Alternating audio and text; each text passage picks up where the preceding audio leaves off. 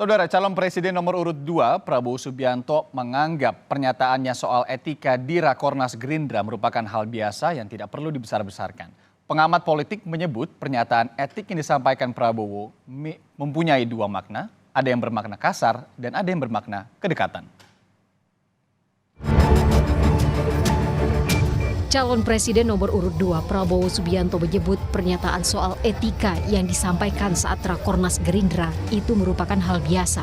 Prabowo pun meminta agar pernyataannya soal itu tidak perlu dibesar-besarkan.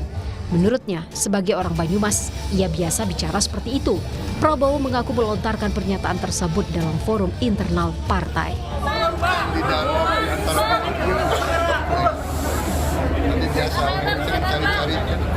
Besar-besarkan sedikit antara keluarga, kita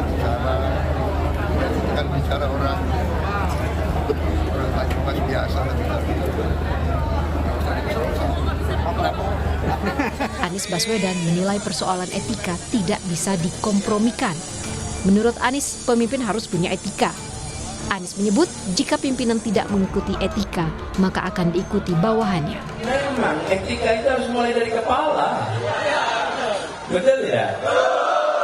Kalau kepalanya pegang etik, bawahnya pegang etik. Kalau kepalanya tidak pegang etik, apalagi bawahnya. Jadi etik dan kepala itu memang jadi satu. Bolehnya dari atas.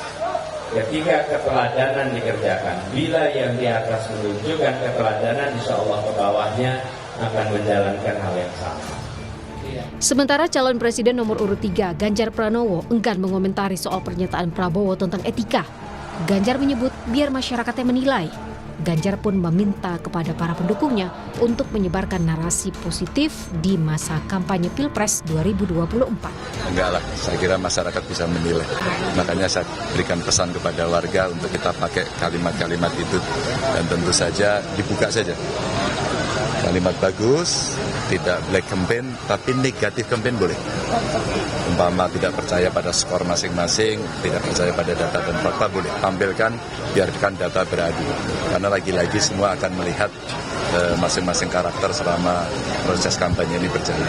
Ya. Pengamat politik dari Universitas Paramadina Jakarta, Khairul Umam menilai pernyataan soal etika merupakan salah satu amunisi politik yang disiapkan masing-masing calon presiden untuk menjatuhkan lawan. Menurut Khairul Umam, apa yang dilakukan Anies dan Prabowo merupakan strategi dalam kontestasi politik.